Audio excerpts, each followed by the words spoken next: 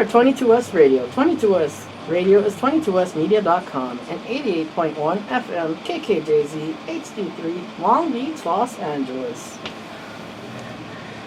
Ladies and gentlemen, welcome to the show. I'm Rob Flores, your host, and this is the Golden Spotlight. If this is your very first time listening to the Golden Spotlight, this show is a biography show where I interview a different guest each week and have them share their story. But this time, I would like my guest to please introduce yourself. Hey everybody, my name is Yubi, full name Yubicela, and last name Brito, like Yubicela that burrito. And can you spell it? Yeah, it's Yubicela, and last name Brito. It's short for Yubi. I like Yubi because if you call me by my full name, I'm in trouble. Yubicela! Like, oh no, what did I do? I always like to start off from the beginning, starting off with childhood. What was life growing up? Did you grow up with siblings? Oh yeah, definitely. I am the second of 5. My parents are from Mexico, actually. They're immigrants, and I am first generation, so I'm a Chicana. My family lives currently right now in Guadalajara. They moved out there when I was 18, but as far as childhood goes, I became a U.S. citizen at the age of 6. I was born in Mexico. I didn't have a choice. I love it though. I'm happy. But it's just getting your citizenship. It just becomes a little bit more difficult. But luckily for me, my parents were able to do that for me at the age of 6. And I was the second out of 5. I already said that. And so I have an older sister, a younger sister, and 2 brothers. We kind of grew up pretty poor.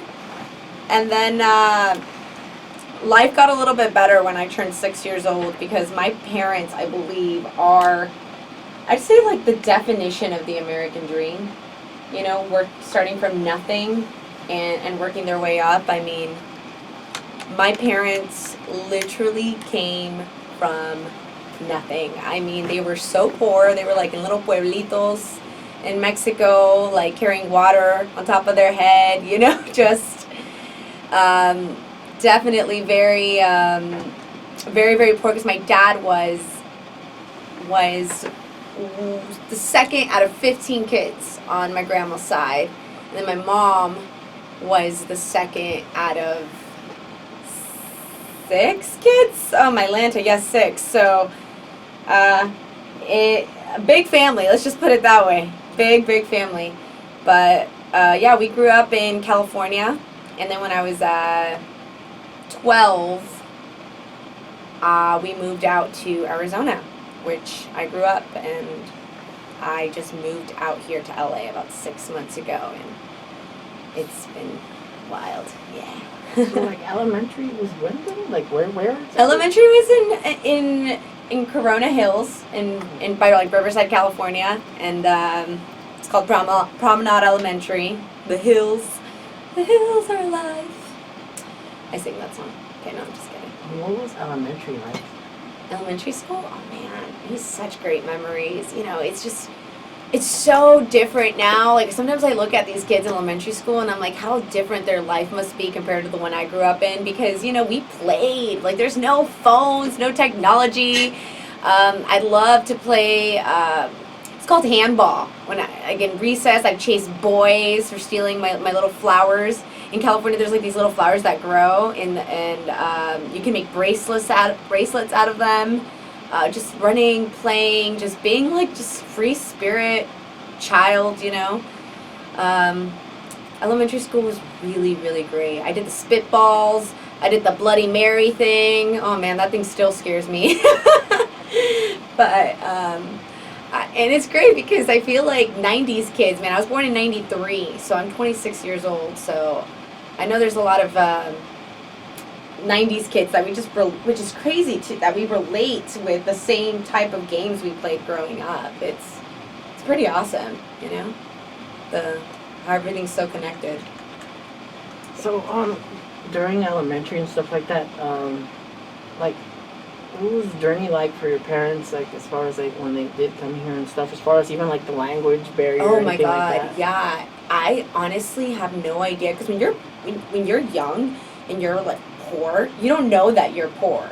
And my parents, both of them, worked their butts off. I mean, like 2 jobs each of them, and it's all in the restaurant industry that they did it with. Because my grandma, okay, so I'm gonna take it back just a little bit, okay?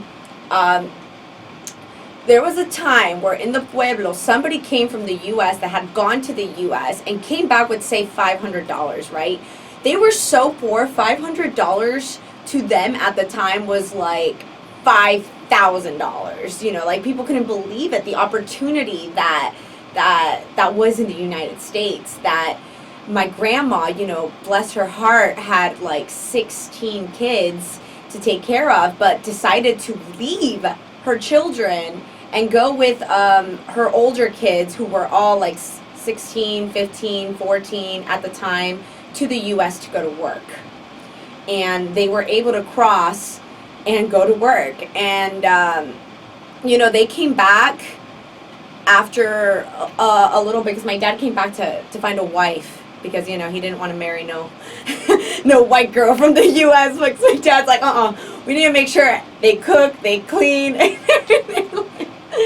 So my dad ended up going to find a wife, and believe it or not, my dad is such a little player, man. He freaking dated. He had 5 girlfriends in every pueblo, like in every little village. He had a girlfriend. I'm like, okay, Dad, you little player. And then oh man, I can get deeper into the story, but my mom found out that he was like cheating on her, and like she almost like left him. But my dad, you know, he has a way with words, and he's like, I'm gonna change your life, you know, like we're going to the U.S., you're gonna have a house, like let's get away from this poverty. And little behold, my mom got swooped off her feet and headed out to, my mom was like 17 at the time, and my dad was 25. And I asked them all the time, how in the heck did you guys do it? Like, not knowing the language and just figuring it out, you know, it's just like, you just got to at the moment, you know, when you're put and you're faced with, what's the word? I'm not sure if like diversity, or like when you're faced with a problem and it's like put right in front of you, you're gonna find a way, right? And my mom ended up going to school to learn English. I remember going with her. We lived in a really small apartment with my uncle, so the whole family in one room, my uncle's family in the other room. So it was me and my 2 sisters at the time, and my parents. I slept on the floor in a mattress. Thank you, parents. Appreciate that. And my uncles, you know, they all slept in the other room. And then I remember the day when I was 6 years old and my dad finally had enough money to buy a house, a really nice house. And I remember like being so like in shock, like, oh, this is my room? I have a pink room? Like I couldn't believe, you know, you're like a little girl that just comes from like sleeping on the floor to like, oh, here's your room, like a 5-bedroom, 2-story, like 2 living rooms, big kitchen house. It's like a dream, right? So that was the time that I felt like my life kind of changed a little bit and shifted. But it was like, I was so young, you know, and it's sort of like, sometimes I think as you get older, you kind of sometimes forget, you take for granted just how much you have, you know, because my parents came from nothing, and they just like, my mom would save, and I'd always wonder, Mom, why do you have to buy the cheap toilet paper? Why can't we get Charmin? Like, I didn't understand, but my mom, like, she called herself Coda, La Coda. But, yeah, like, I could just talk for hours about my childhood. There's just so many stories that I have, but that's sort of, like, the overall. So, growing up, you know, when you were little, what was the household like, especially even, like, maybe the television sets that were around? Like, was it just, like, novelas and stuff? All the time. Novela Rubí, y soy rebelde. La luz clarita. I can literally sing to you every single freaking novela. Es una descarada, pero la más hermosa. My mom would be like cooking in the kitchen, And my dad would come home from a very tired. My parents are very traditional, like Catholic traditional family members, and that I have, and they put us to work, man. I remember complaining to my mom, like, why'd you bring me into this world so I can suffer? You know what I mean? She'd always, like, make me clean my room, and that chancla, like, everything. Like, the Mexican culture was just, like, embedded in that household. And, you know, they were very strict, but they taught me well. And I'm so grateful for my parents. I grew up with so much love, you know, and affection. My parents never really... I mean, the only time they fought was just when my mom was taking too long to get in the car to go to church. But, yeah, my mom cooking, my dad coming home from work, making sure the house is clean. Me growing up, watching Pokemon, Arthur, Digimon Monsters, you know, all the 90s shows. Yeah, good old times. Yeah, that's another thing I've been asking my guests too. Is what was the programming like that you watched on TV? Oh, the programming? Geez, well, it just depends on what age. I mean, when I was younger, I watched everything. Powerpuff Girls, man, I was the yellow one. I was her. And then Dexter. And then, like, as I grew up, like, definitely Disney Channel had a huge effect in my life. Like, I was a huge fan of Hilary Duff. Oh, my God, I had her poster, everything. And I remember, do you remember the time where we had the cassette tapes and you wanted to record, like, a song from the radio? So you'd get the little cassettes. And then you put it down on the boom box, and you push record and play. And then I'd have to rewind, and then I'd, like, write down the lyrics. Like, 'cause I didn't know what I'm blue dabba-dee dabba-die was saying. I thought it said I'm blue dabba-dee dabba-die, but it's like if I were blue, I would die. I didn't know that in the 20s. My friend's like, you're singing that wrong. I was like, no, I recorded it, okay? I got this right. I'm a genie in a bottle, baby.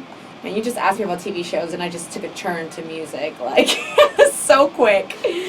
But yeah, Hilary Duff was a huge influence, and Lizzie McGuire, That's So Raven, High School Musical, all that good stuff. Yeah,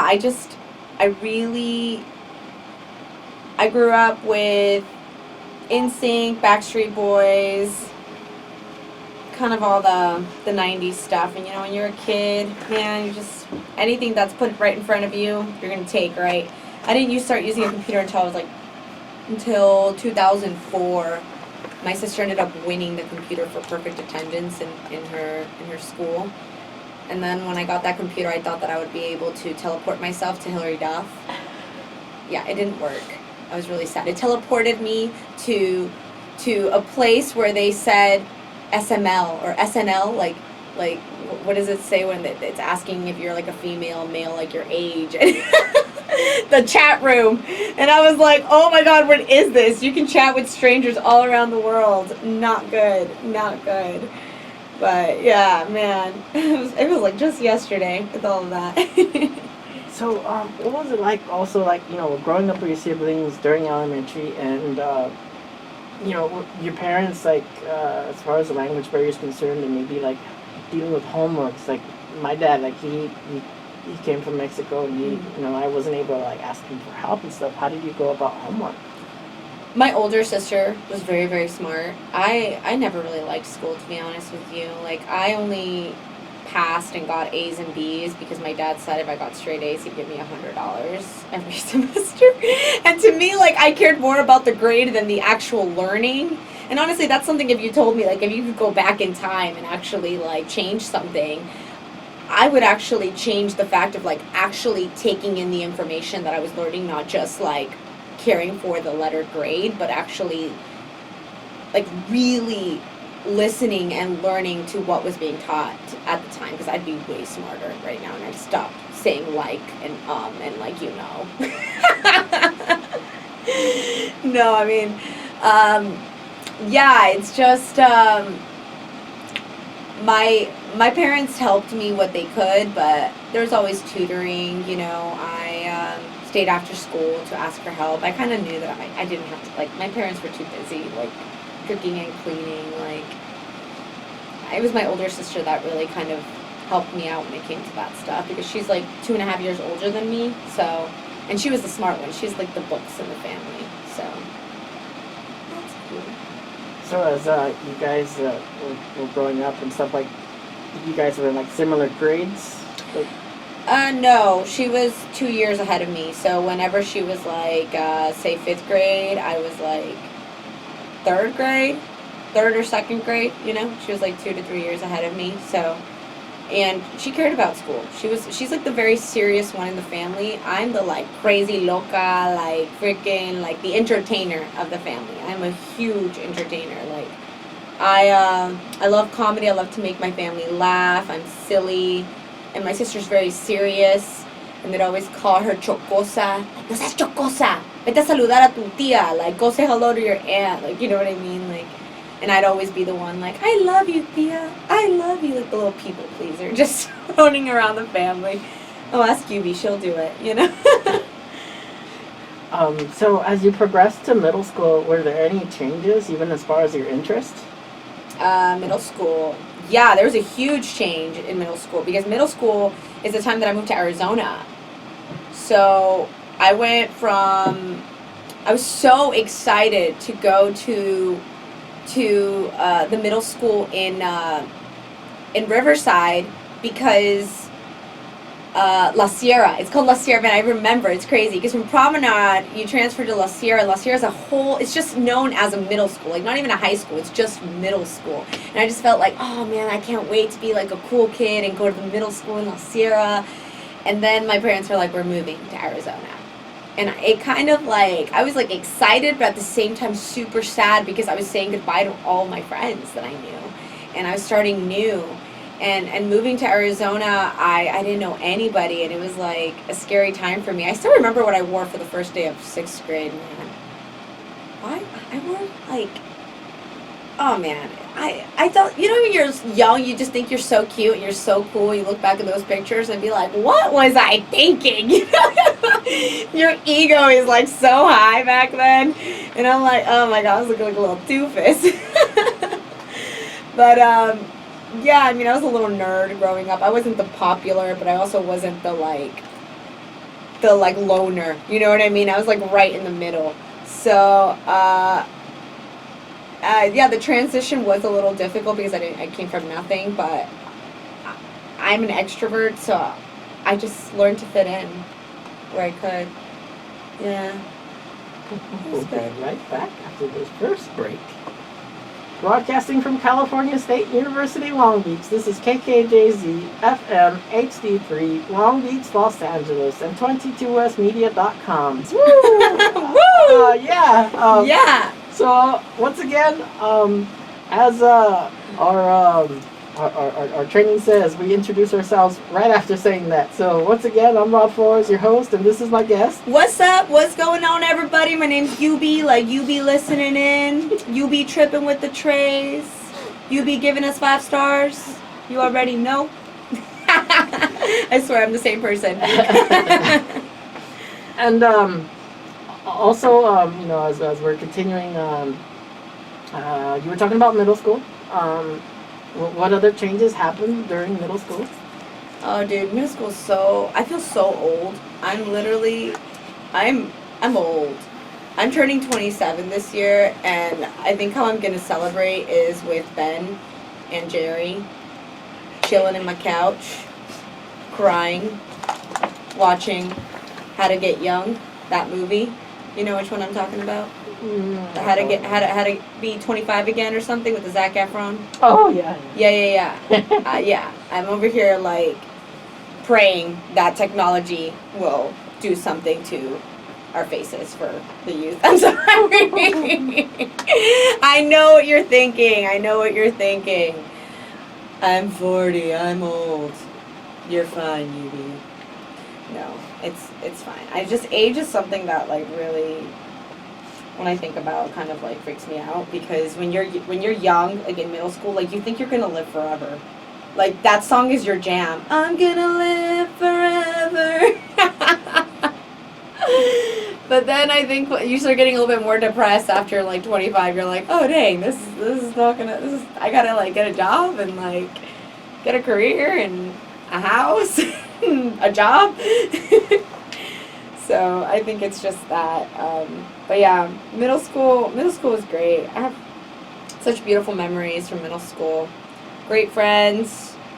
You know, I think that's why I'm so happy. It's just because I always like. I'm a very optimistic person, but when it comes to birthdays, that's when it kind of changes a little bit. For myself, of course, just for myself. Like, I don't know. Yeah. Cool. What about like your favorite subjects back then in middle school? My favorite subjects? Theater, choir, dance class. I'm a huge theater girl in choir. I mean, I auditioned every single time for choir, but I never got it. And every single time I sang, everybody just looked at me with these eyes. I feel like they were just really jealous of me, you know, because I sang better than everybody else. I can sing if you like. Cool. Oh, say, can you see by the dawn's early light? I auditioned for that one. I unfortunately didn't get it. But, you know, in my dreams, I did get it. So, anyways, I love to sing. I love theater. I love pretending to be the characters. I have different accents. I'm like, how are their partners? How y'all do? I've got the London accent. This is my London. Oh, that's Australian, actually. Never mind. I'm just a goofball. Yeah. So, the transition to high school, what was that like? In high school. Oh, yeah, high school. Didn't change much, you know. Auditioned still for every single... The choir solos that I auditioned was like Christmas music, like Silent Night and everything. Do you want me to sing it too? Oh. Silent Night. Now that I moved to LA, I feel like I should audition for The Voice. But I don't think they're ready for me yet, so I'm going to wait a couple years. So yeah, I still did choir. I auditioned for every solo. We went to Disneyland every year, and I literally screamed my lungs out. I feel like I made my voice a little bit better. It's a little bit more raspier now. You know, it's like the... Thank you, roller coasters. And yeah, theater was just really fun. It was in every single production. Every single time we did musicals, though, for some reason, I was always like a background dancer. I never really got the lead role. I don't know why. One of the questions I always ask my guests, and you know, you see it in pop culture with TV shows and the movies, where all of a sudden you have these groups that sit in the lunch area during lunch. Yeah. Like the nerds and the athletes, all that. Where did you associate with? Oh, that's a great question. I kind of sat with... Like, I told you, I was never the popular girl, but I was never the, like, loner, right?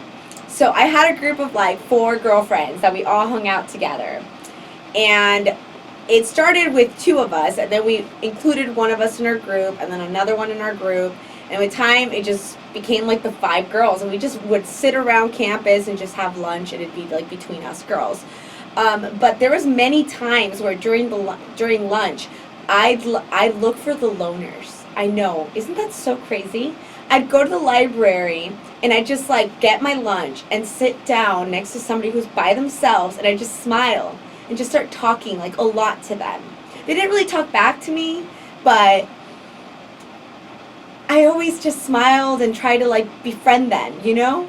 Like maybe they wanted their peace and quiet and like away from people, but I wanted to let them know that they didn't have to be alone. You know, that I could be there for moral support. And one of the guys' name was Sean. He was really cute, but he just never really talked much. I don't know if he could talk. Maybe I should have done sign language or something. I talked a lot to him, but oh, good old days. Back in high school. Yeah.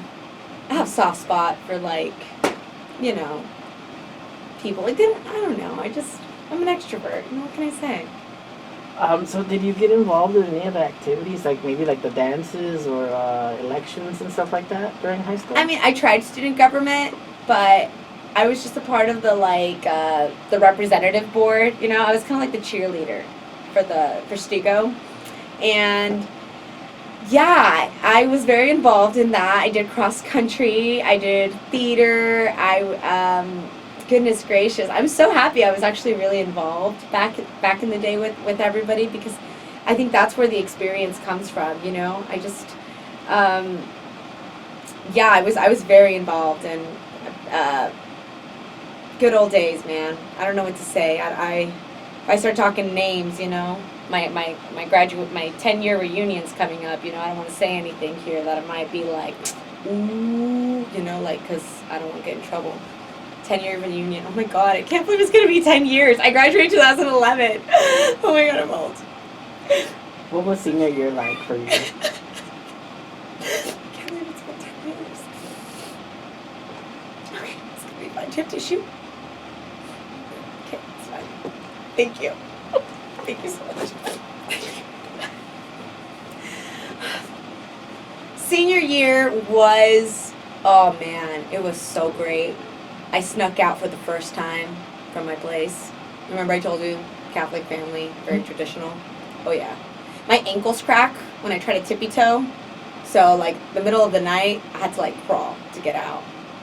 And it was for like Peter Piper Pizza.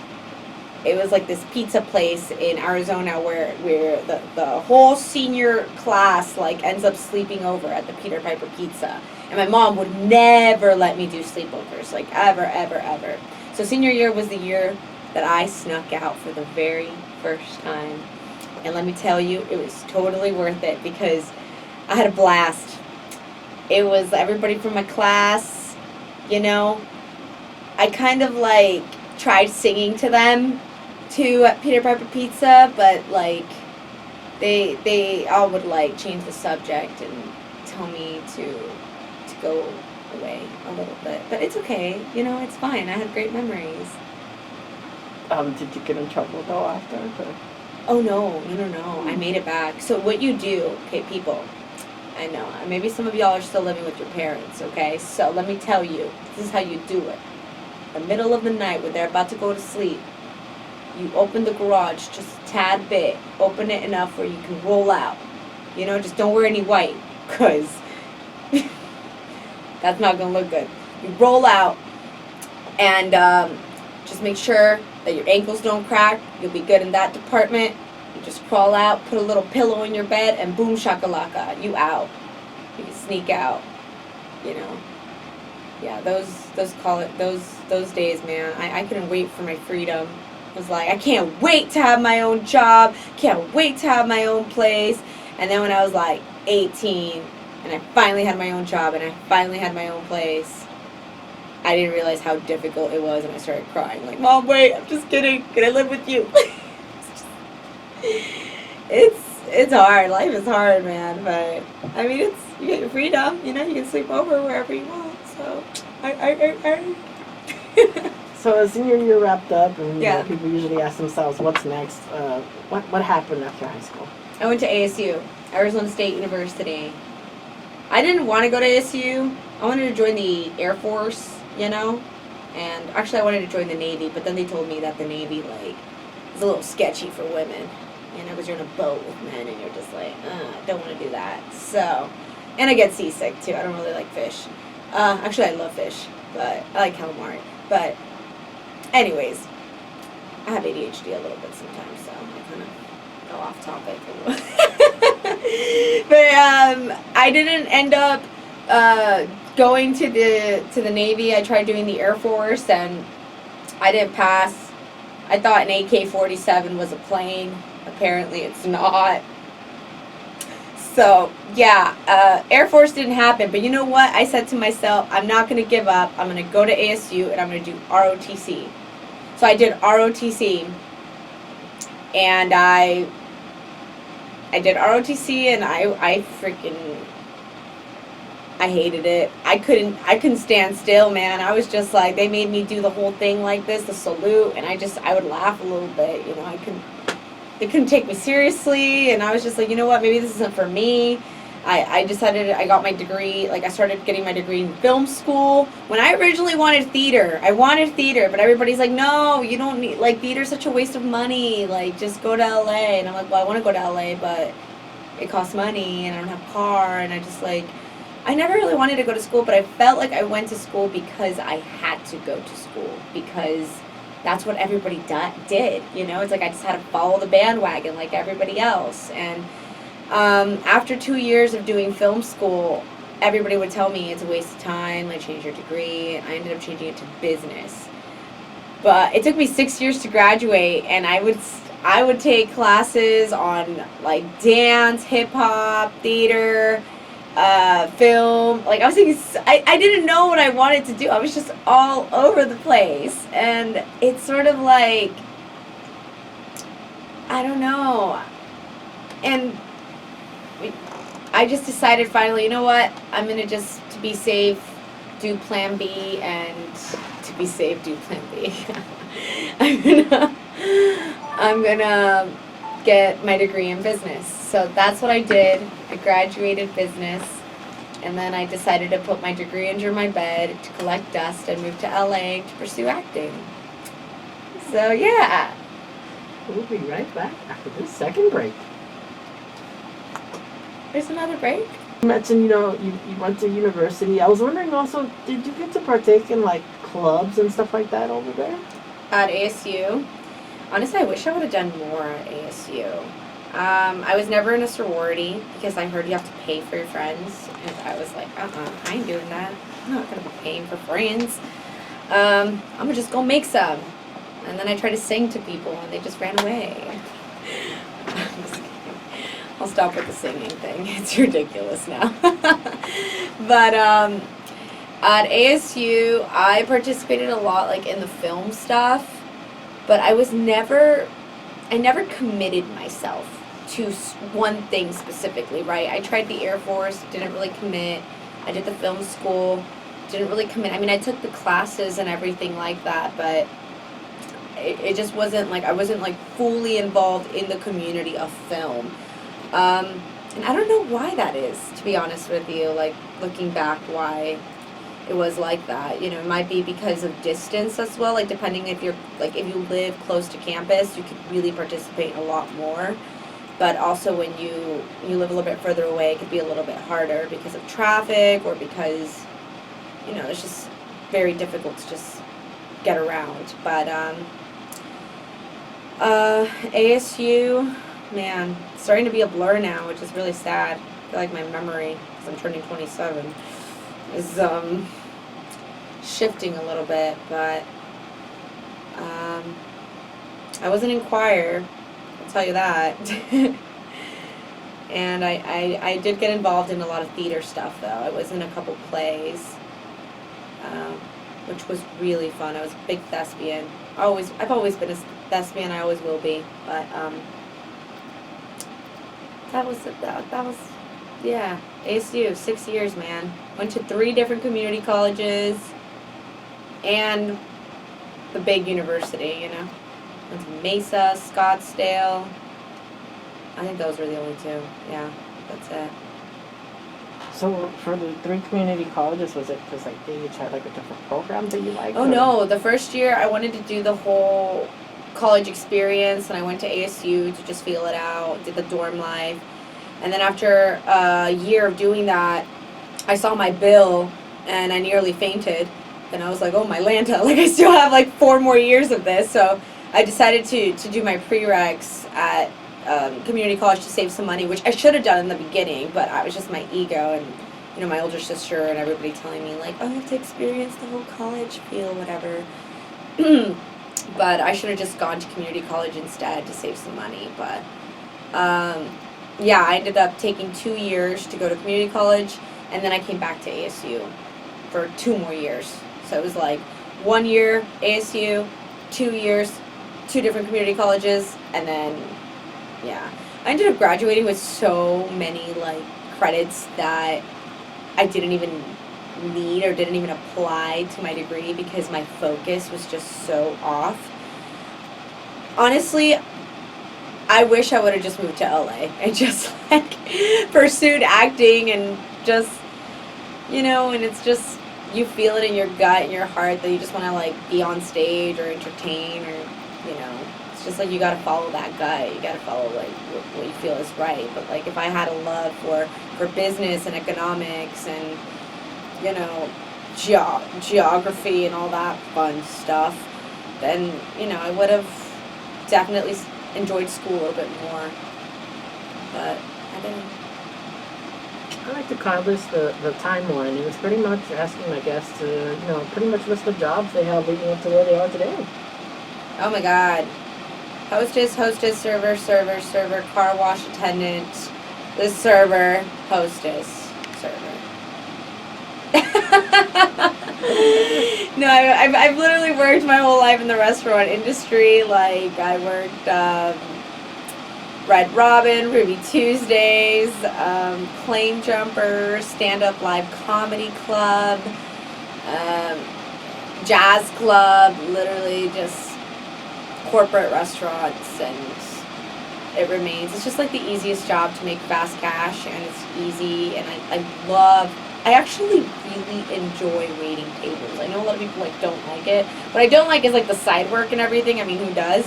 But waiting tables I just love because I get to connect with different types of humans. Everybody has a different story, has a different vibe, has a different way of being, and just being able to.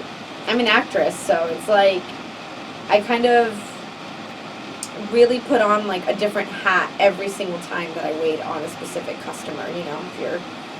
If you're black, white, Asian, it doesn't matter your ethnicity, your color of skin. I'm going to treat everybody with the same respect, with the same charisma, and try to make them laugh, and it's just crazy how we're so alike, the same, but we have like our differences, but I love it. I always get something from it. Cool. And you mentioned the comedy place, right? Yeah, Stand-Up Live Comedy Club. Oh man, it was wild. So fun. Literally any stand-up comedian you can think of, like, I was there working it. Bill Burr, goodness gracious, Angela Johnson, Ali Wong. So many comedians that came through that came to perform, and like I said, I mean, every comedian brings in a specific crowd. So we had like urban nights, Caucasian nights, mixed race nights. Like every night was just different, and we sat about 550 people, and we had our room turn. Like literally once the show ended, we needed to like dump everybody out, like get the F out. And then we needed to bring in 550 and like literally clean up the whole room, like spotless clean, and so the performer could like perform the same show. And there was like about 20 of us, 20 servers, like working in such a small bar space, and it was just like a monster. It was a beast how we were just able to get drinks and sell overpriced drinks to so many people. But it was fun. It was so fun and wild, and I loved it. It's just a lot of work, you're tired. I mean, you're there from 5 and you get out to like 1 in the morning, sometimes 2. It's like, but yeah, I mean, I worked there for like about a year and a half, kind of dabbled into it, and yeah, love the comedy club, so fun. Now, is that when you kind of like developed an interest for like going on stage and stuff yourself, or how did that go about? Oh yeah. So I dabbled a little bit into stand-up comedy, but I'll be honest with you, man, I am still trying to find myself in a sense of like what I want to do. I mean, I came out to LA and I've done a lot of open mics around here, and I did open mics in Arizona too, where I did stand-up. But stand-up is so hard. I mean, so hard to make strangers laugh, and just with your stories or your voice is really a science, let me tell you. You really have to know who you are as a performer, like what you're trying to say, and you have to be so confident. And oh my God, it is I'm funny when it comes to like being with friends and whatnot, but when it comes to just being by yourself and talking to a room full of people, it's hard, but it's so satisfying as well when you get a couple laughs in here and there. So I wouldn't, like, I don't want to call myself a stand-up comedian because I'm not there yet, you know, but I have a lot of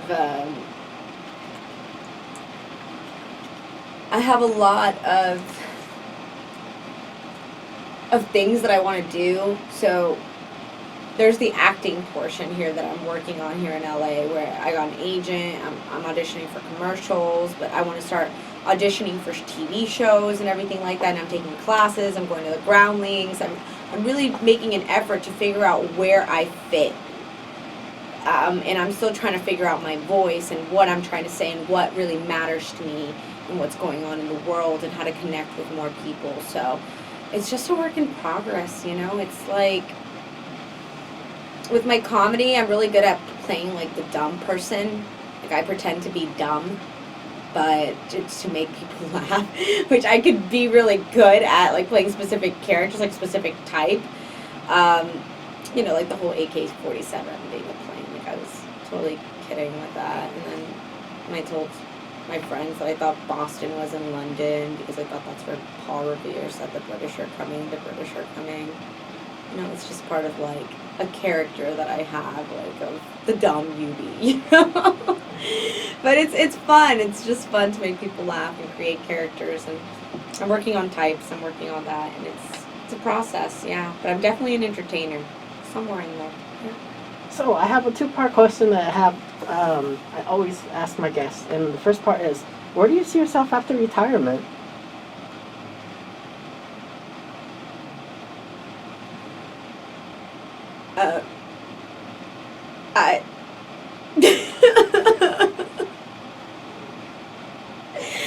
I'm over here telling you how I'm crying about turning 27 this year, and you literally just asked me, where do you see yourself after retirement? Really, Rob? Yes, really? Oh, my Lanta. I'm going to start crying. I am going to get there eventually, aren't I? Oh, boy.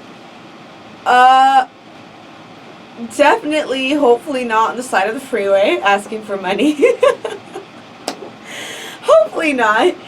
But I think I'm going to be that crazy old lady that just, like, picks on people all the time. Like, I don't know, man. I just really hope I never lose that spirit, you know, of just, like, joy and just laughter. But the moment my bones and body starts to hurt and I can't really walk or talk or dance, I'm going to just tell my family, just cut the cord, man. I'll see you in the next life.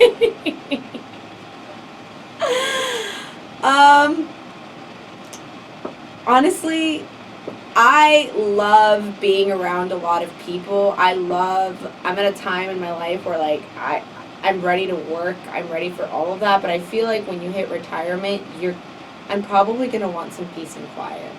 You know, away from people, maybe, like, close to just family and friends or whatever, and maybe away from LA. But definitely still that crazy old lady, like, in that small village, wherever I'm at. Maybe Mexico. Maybe I'll go back into Mexico and just, back where, you know, I was born, and just live the rest of my 2 years there. Well, the other question I ask is, what would you like your legacy to be? Oh my God, these questions, man. Whew, if you are listening to this, answer that question as well, man. My legacy, geez, the things that I'm supposed to think about in peace and quiet and solitude, so that I can have an answer for you.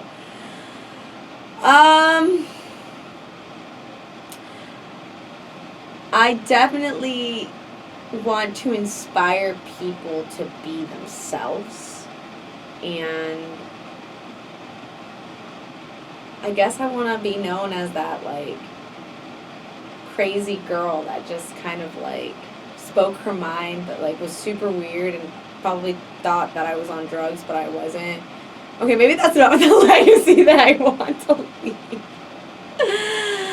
I guess my legacy is to make people laugh, to make people like escape whatever they are living at the time for just a moment, an hour, a video or two, you know. And just let them know that they're unique and that it's gonna be okay, you know. And try to find the humor in life. We'll be back at the top of the hour with the rest of the show. I'm back here with my guest as once again. Can she please introduce herself? What's going on, guys? My name is Yubi, like you be back to the show with Rob. AA. Ooh, cool. And for those who are just tuning in, once again, how can people contact you on social media? Well, you want to slide into my DMs? You can find me, find your girl, on Instagram. That is my #1 source that I go to. It's going to change to TikTok real soon, by the way things are going. At Yubitube, Yubitube, sort of like YouTube, but Yubitube, you know. I also have a YouTube channel. My email is yubituber@gmail.com. No, I'm not a gamer. Sorry, fellas. Sorry to disappoint. But I am also on an app called Periscope. Not sure if you guys have heard it. It's kind of connected with Twitter. They said it died like 3 years ago, but I'm still on there. So if you guys check it out, Periscope at Yubitube, Yubitube. You already know. You have to be a radio host. Yeah, that'd be cool. So, I was wondering, how different did you and your siblings go as far as like the paths you guys chose? Oh my god, I'm the black sheep of the family, like big time. My whole family prays for me, literally. My older sister is studying to be a dentist. She's in Denver, Colorado. She's got about a year left of dental school. My younger sister works for a really big IT company, which I can't remember the name to save my life, but she also worked for McKesson, so she does, coding and all that stuff.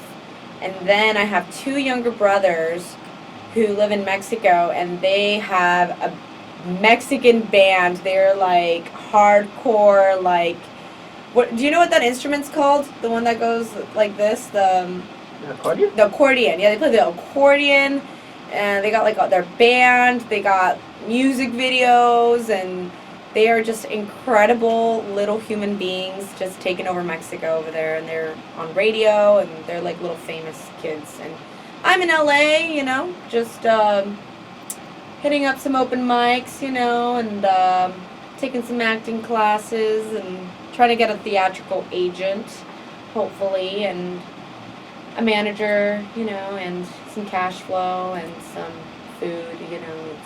It's great. Starving artist life. So, my dad says I have 3 years, or then he's going to take me back to Mexico and make me one of his ranchero friends, so if I better make something of myself. But I told him to give me 10, but who knows? We'll see.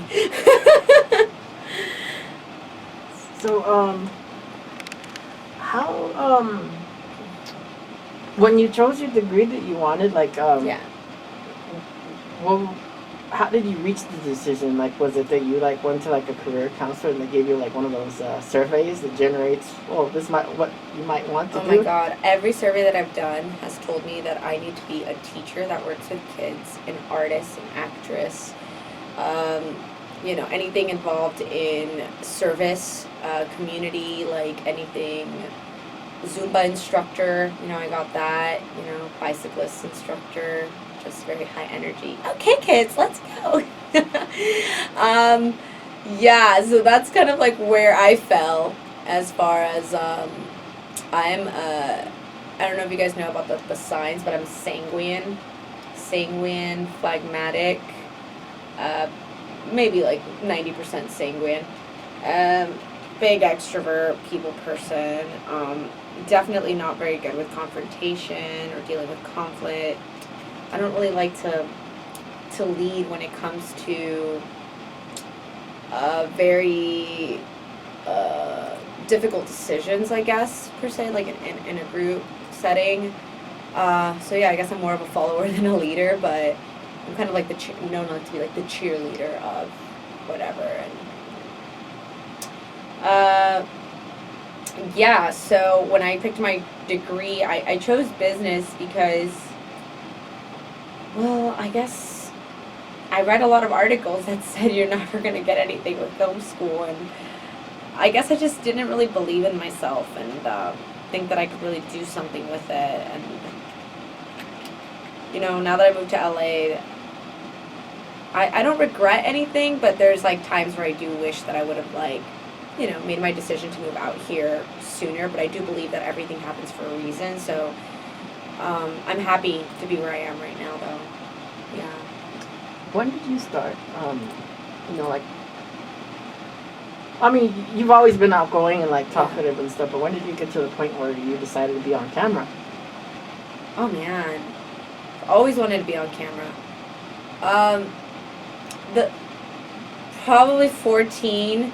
Well, actually, when I was 10 years old, that's the first time I ever like saw a camera. It was like one of those like really expensive, like, you know, those the big cameras that people bought. Like my dad had got like a camcorder where you have to put like a cassette tape to record anything, and he'd record it to.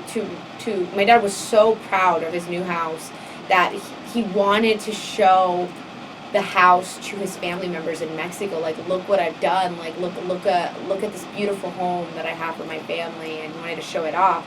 So my dad bought a camera, and he learned how to use it, and I started recording over all of the footage, my Barbie movies, and me dancing to the camera and pretending to be Hilary Duff. So that was the first time that I kind of fell in love with the camera, and then as I got older, I kind of learned about YouTube and learning editing, and I'd always like document, even like in high school. And then I wanted to do a YouTube channel like in college and all of that, but I just never really knew what to talk about or what to do it on, and I guess I just never really found a group of people that I could really like collaborate with in college and do something with film. I mean, besides school projects, yeah, I had no choice to, you know, be collaborative. But as far as like things outside of school, you know, and that's another thing, something that I wish that I would have done more of, is collaborate more with people. But yeah, camera's always been around since I was like 14. And was it like, did someone encourage you to like, oh, go to YouTube, or how did? No, it was just me. I loved it. I love taking pictures of myself. I'm not a narcissist. But yeah, it was just always like about the camera. I always liked documenting. I'm a big documenter. Actually, something that a lot of people don't know about me is that I write every day. I journal every single day, like how my day went. I'm on my sixth journal. I actually just bought my journal today. It's like a bullet journal, and I write down the month. I write like how I felt, like sad, happy. I write like how much money I spent, because you know the year goes by and you think to yourself, wow, how fast did that year go by? And it's scary because you think like, am I moving forward with my life? Am I like reaching my goals? Am I moving forward? Am I saving money? Like, you know, and it's sort of like scary when you don't remember or you don't know where that year went.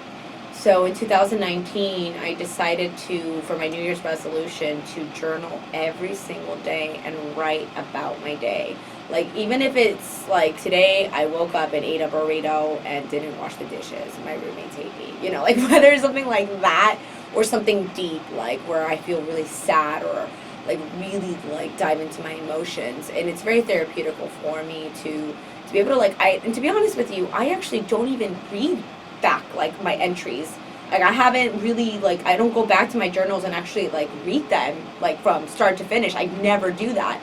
But you know, sometimes I'll like kind of flush over and glance, and I write down like my favorite quotes, or I highlight what I thought was important that week, or a big accomplishment. That way I can just remember and to tell myself like, hey, you're doing okay, you know what I mean? Like, look, you did this, you finished that, like, it's, you're gonna, or when I'm making a mistake, you know, if I'm like, okay, I'm not losing weight, like my goal was to lose 2 pounds, you know, and I haven't done that, like, okay, what am I eating? Because I also document what I eat. I know, I'm just so ridiculous. But like, am I working out? It's just holding myself accountable to things that I want to do, and also being creative, because I'm able to like to draw and to write my favorite quotes, my favorite music, movies I want to watch, like just to be more like in tune with what's going on in my life. And I really love it, and I still do it to this day. It is a little time consuming. I do take about an hour, not an hour, like 30 to 40 minutes a day doing that. Sometimes towards the end of the night, and sometimes, I'm not gonna lie, there's like 2 days sometimes that I don't journal, and then I have to catch up on it to remember, or else it gets really bad. Like the longest I'll go is like 4 days, but yeah, I love it. I love it. So, what was that first time that you YouTubed, like? Oh my gosh, the first time I YouTubed. You know what I learned with YouTube? The first time I YouTubed, it was me kind of just saying like, hi, my name is Yubi, and saying like my trip to Mexico, and trying to talk about like all of that stuff. And something I learned about YouTube is that you can't make it about yourself. Like, nobody cares who you are. Nobody cares what you're talking about if it doesn't give them value to their life, or if they can't relate to you in a sense. You know what I mean? It's like, what do you watch on YouTube? You know, it's probably something that interests you, that inspires you, that maybe it's somebody's personality, but you like their way of thinking, right? Because maybe you relate to that person. You're like, okay, because I've learned that you can't please everybody, and I think that's something that I think prevents us from doing anything, is that we care so much about what people think about us, that, man, it's just, it stops us, it's a dream killer, because, you know, you have a specific niche, you have a type, you have a specific brand, and that's something that I'm trying to figure out, because I feel like I'm so diverse that I can relate with so many people, like, that it's so hard to just appeal to one type, and I don't know what that type is, because there's people like Dave Chappelle, right, who literally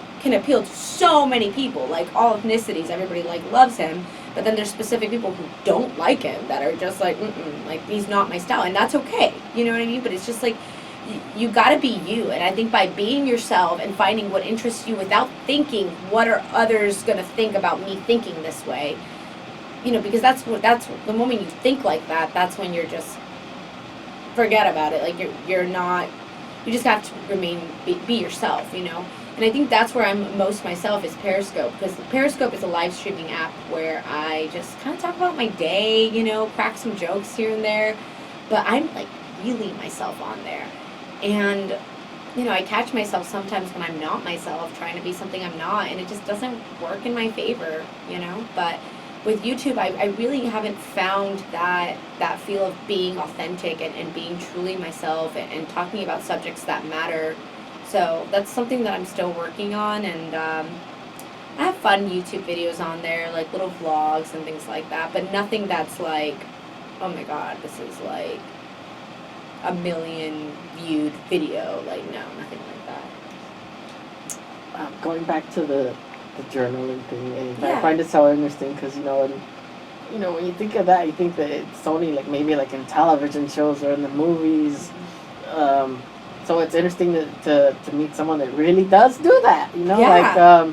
Like, was it that you knew somebody that does that told you you should try it, or how did that I'll be come honest about? with you, I have a diary from 2004 that I bought from the dollar store with my mom, and I was begging her because I had like a little key lock, and I thought it was so cute, and I would write like what was happening in my life at that time. I was like, I'm moving away, I'm gonna miss my friend Amanda so much, I made her a friendship bracelet, I hope she keeps it, I love her so much. And just like seeing how little 10-year-old me was back then, And it's crazy because I read that back, and it's just like, it brings me back to that time like that. It's like, whoa, I just felt like I just went into a time machine.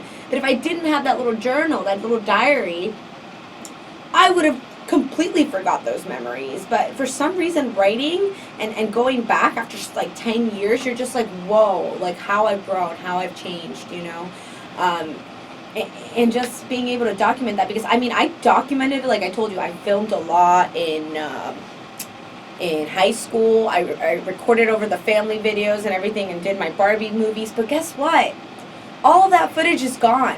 I don't know where it's at, because the computer breaks, you know, something, the hard drive breaks, and it's just like your mom sells the computer without knowing, you know, and you just lose all of it. And it's so sad, because like, you know, with writing, it's just like that's just precious, you know. And people would ask me like, Yubi, dang, like, can I buy that one of your journals from you just to like see what's inside your head? I'm like, no, never. Like, I would never. They're so precious to me that I could never sell them. And it's crazy just to see also how my journals have progressed and have like the evolution of my journals, because I have like 6 of them, right, like I said, and it's 4 for every season. So it's like January, February, March, April, May, June, July, August, September, October, November, December. So that's how it goes, because they're spiral notebooks. And in the beginning, it was just writing. And then with time, now I started adding stickers.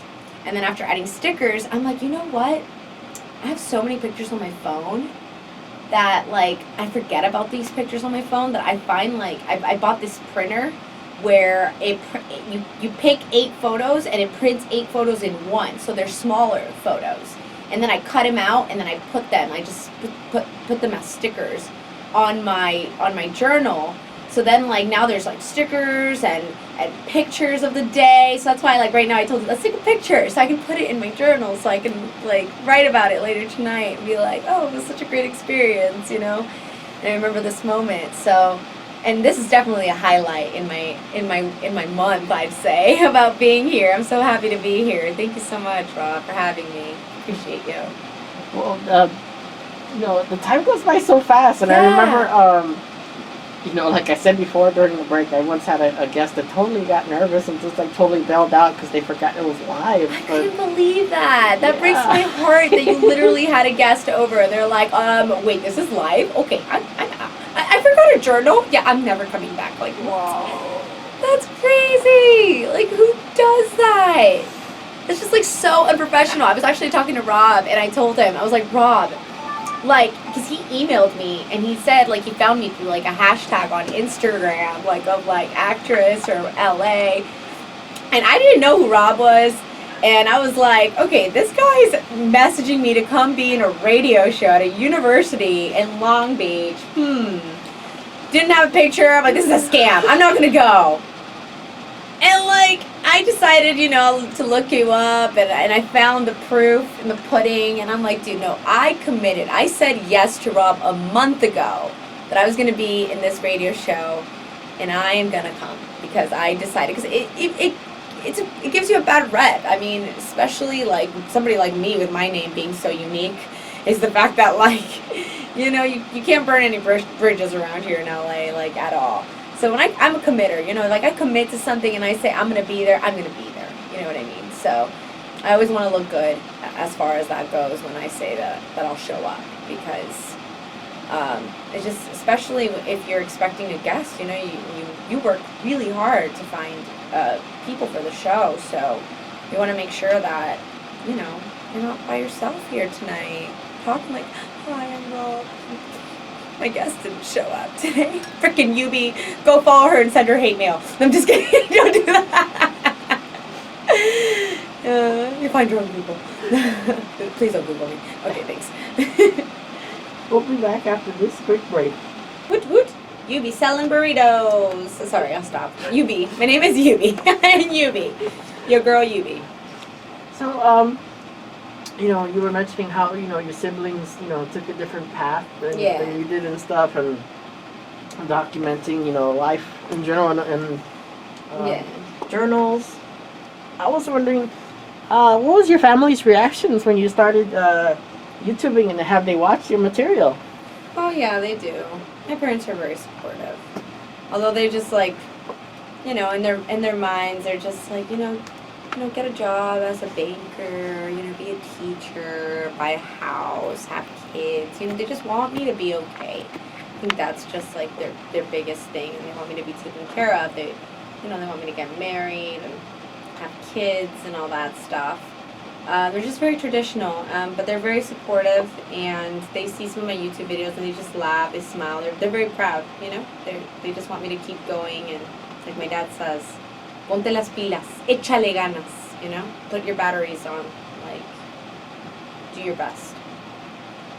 So being that you grew up, around like, a lot of Spanish programming and stuff like that, do you still watch even like maybe certain like Spanish programming or TV and stuff like that? I really don't. I barely watch TV in general. I'm trying to get back on to watching television shows on Netflix and Hulu, just because I feel like I'm part of the if I want to be a part of the entertainment industry, I have to know like what shows they're casting, like what type of character do I want to play, and actually doing it more like for homework reasons than more for like entertainment. But as far as regular TV goes, like I really don't watch that at all, but I do watch a lot of YouTube videos, and I have like Spanish people that I listen to, which I actually can't even tell you their names because I just recently started listening to Spanish podcast, and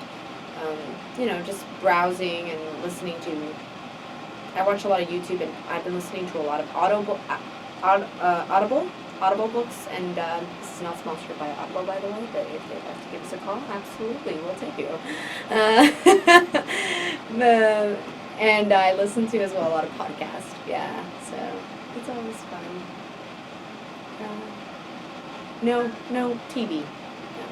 But I did grow up with like Sábado Gigante and like Caso Cerrado, which is like the Judge Judy in Spanish. Caso Cerrado. Wow.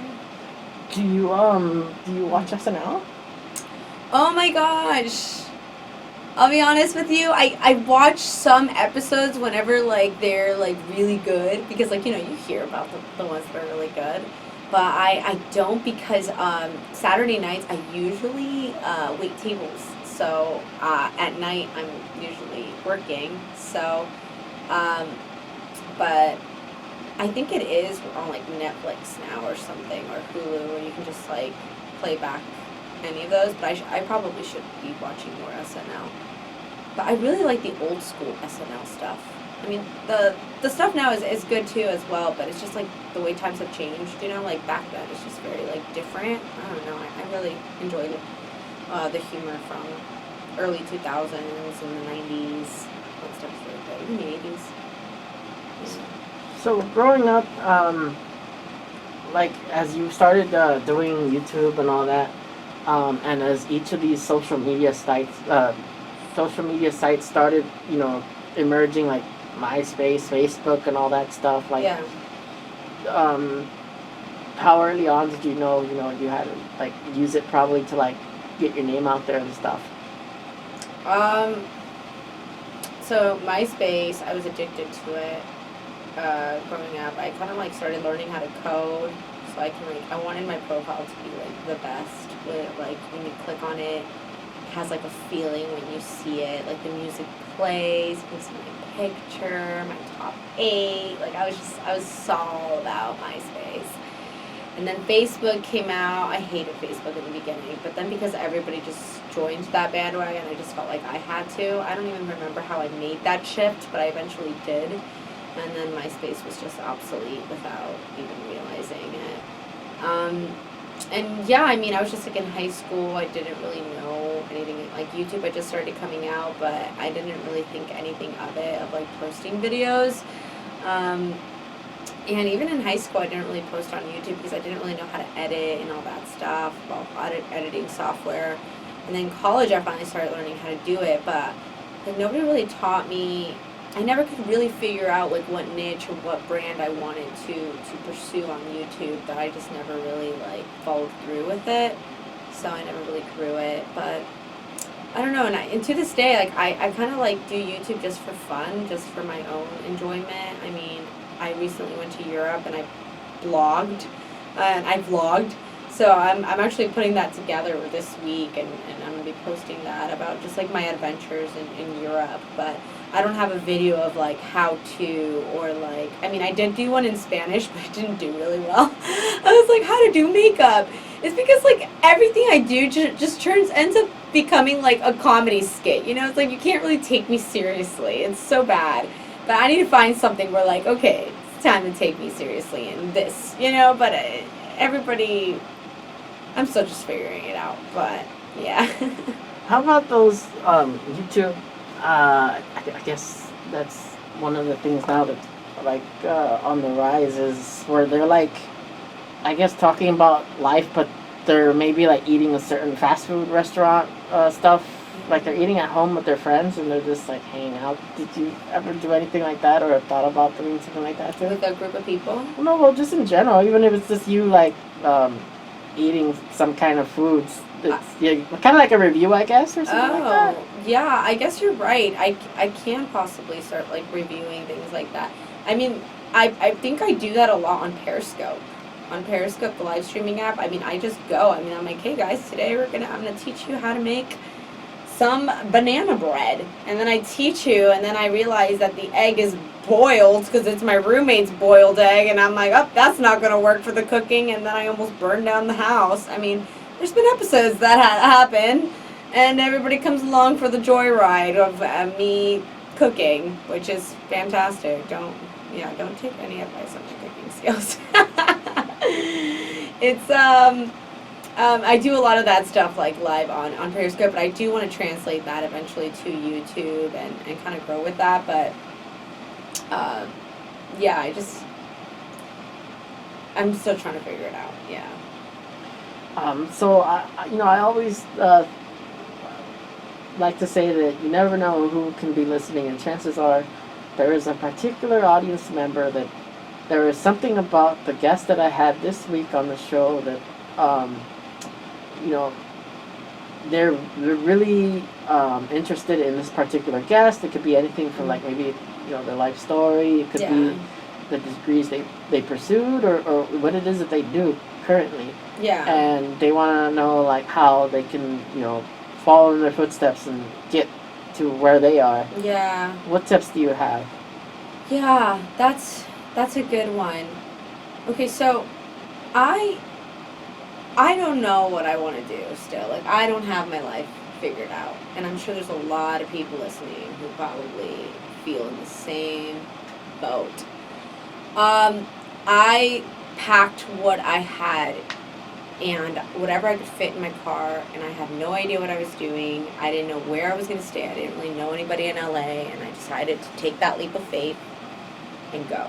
Just pack my bags, go on Craigslist, find myself hopefully somebody that's not going to kill me, and figure out a journey, but it's sort of like the best piece of advice that I could give somebody is stop thinking and just do it. And you already know what it is that you want to do.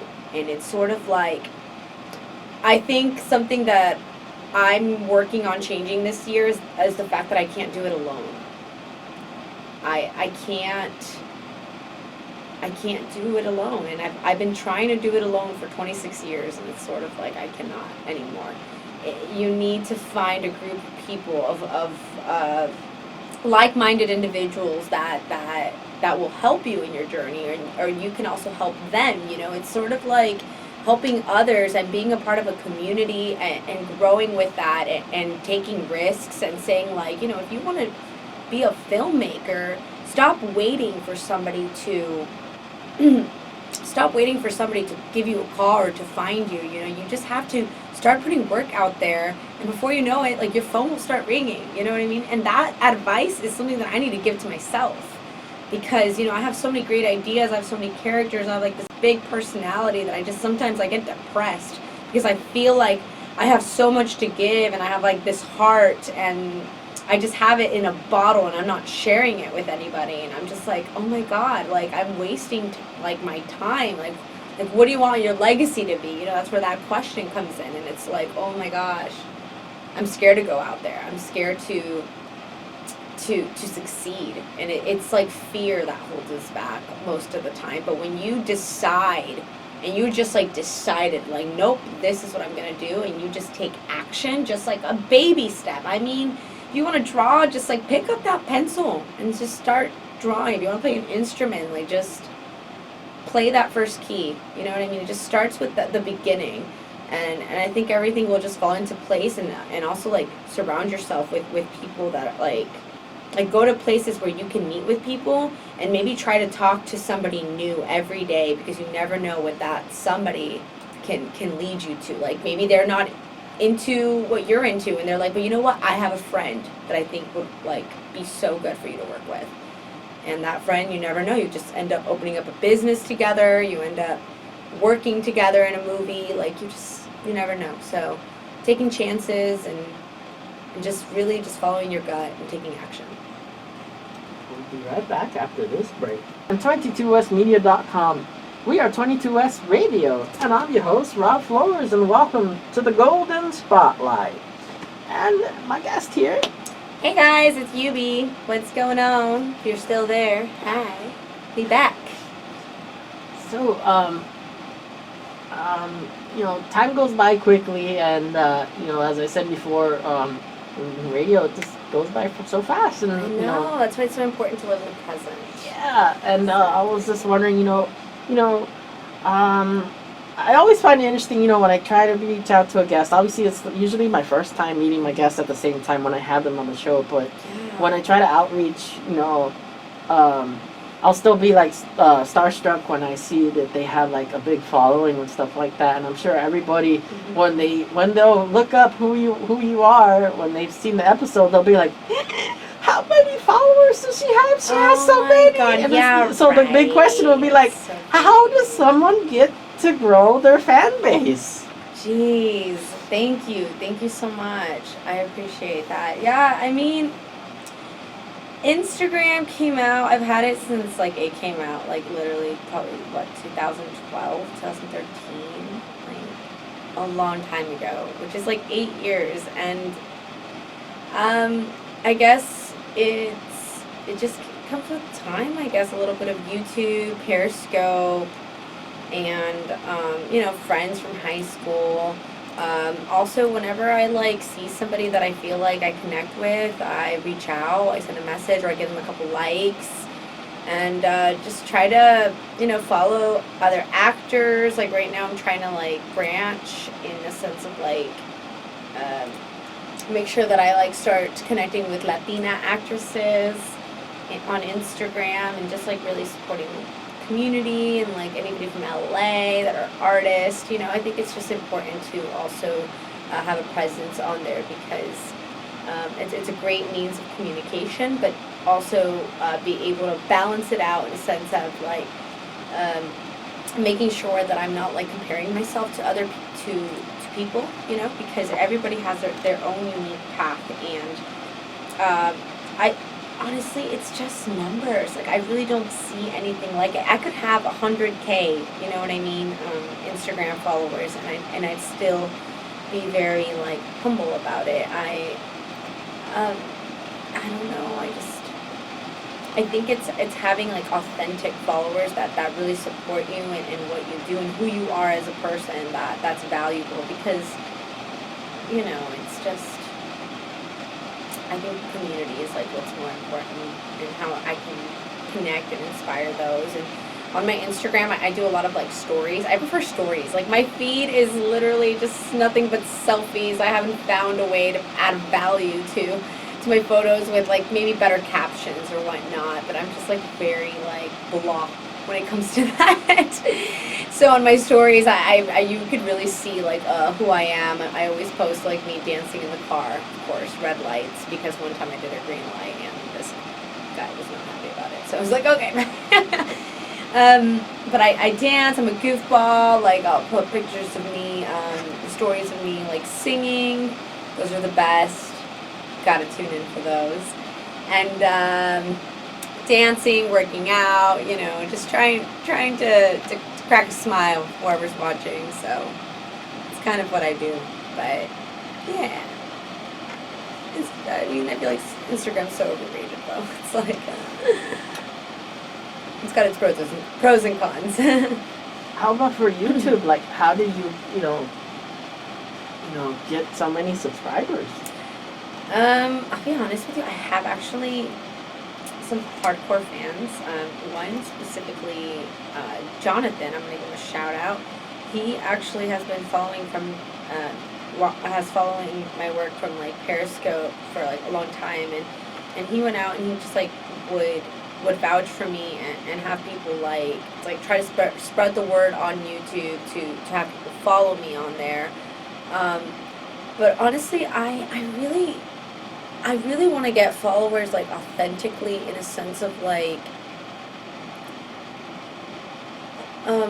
being able to connect with people with whatever message I'm trying to send or content that I'm trying to produce. Is like, why am I doing this video? Like, what am I trying to do? Like, how is this helping people? You know, what's the value behind this video?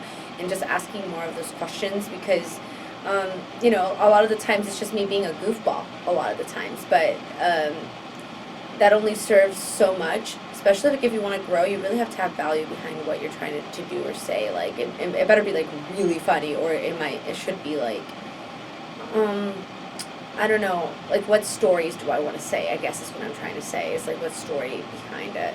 But a lot of the things I do sometimes right now on YouTube is just for my own liking. Like, I love doing vlogs about me and my friends. Like, maybe there's no value behind it, but there's value with like my close friends that know me, and they're like, oh damn, you'd be just being a goofball in Spain, in Barcelona. It's like me singing in the streets, or just like telling people like where I stayed. Or I want to do more of those videos actually, where I help people like figure out how to travel, and like how to set up 7 days to Europe, and how to maybe like inspire people to be able to take trips, because everybody wants to travel. Everybody's like, oh, I want to travel, and they think it's impossible, but they don't even realize you could get a round trip ticket to London for $200, stay at a hostel for $15 a night, and really make a trip out of this. You know what I mean? It's like you just have to budget and know what to do. So just maybe inspiring people more to do that.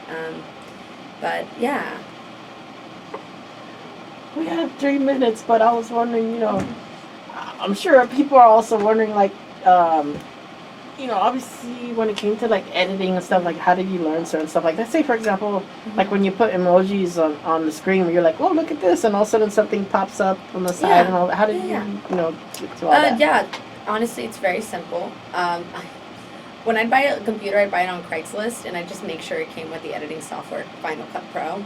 You can also buy Final Cut Pro. I believe it's like $200, $300. Or you could be a slick and just, find somebody to add the program on your laptop. That is by far like the best editing software for me personally. I mean, there is more advanced like Avid and, Premiere and all that stuff. The most simple one that mostly all laptops have is iMovie, which is doable as well. But Final Cut Pro is very simple, and in the beginning it seems very intimidating because there's so many buttons, and you're just like, oh my god, there's no way I can do this. But the moment you watch just a 20-minute video on YouTube on just the basics, on how to cut, how to paste, how to like add that on the top, it's like anybody can learn, and before you know it, you just become a pro. You just have to really want it, you just have to really want to learn how to edit and put your content out there. I mean, I think you love wrestling, right? So it's like, if you want to like get some, like download a couple like snippets of like your favorite wrestling moments, you could do that. I mean, you just go to Google and type in like YouTube to MP3, and it downloads the YouTube video to your computer, and the computer, once you have it on your download section, you just throw it onto your Final Cut, because you have an option to do that. So it's very simple. Same with music, like downloading music, and I mean, there's so many videos. Anything you want to do, there is a video on how to do it. We are living in the world of advanced technology, where we have literally every question at the tip of our hands, like literally at the palm of our hands with our phones. Just Google how to download music. Google YouTube, how to edit videos. You know, you can do it. Just have to want it. Okay. And do you have any closing statements, for our audience out there? Honestly, yeah, just if you guys are listening, I hope you guys have really enjoyed the show. It has been such a pleasure being here with Rob. Get yourself out there. I feel like anything is possible, Coming from my parents, were like first generation and just came with nothing, and were able to build so much with, holding a big map while we're here in California, and just like really like having nothing, and here we just have so many resources, like so much. But I think what happens is we get distracted, and distraction, I think, is our biggest enemy right now. With just so much to look at, podcasts, movies, this, that. I mean, everybody is fighting for our attention. But if you just remain focused and know what you want to do and what direction and how you want to serve, like, how can I serve is the question, right? We're here to serve, and just being really like finding your niche, finding your people, your diehard ride or dies, you know what I mean? It's like, if you do that, and you have people, like positive people, you remove the toxic people from your life, you can really do something and move forward. And just with patience, with love and passion, you can pretty much do anything you want. Believe in yourself, love yourself, take care of yourself. Self-care, people. Well, I want to thank you for taking the time to be here on the Golden Spotlight. Hey, thank you so much for having me, Rob. It's been so much fun. Ladies and gentlemen, this concludes this episode of the Golden Spotlight. Tune in next week, folks.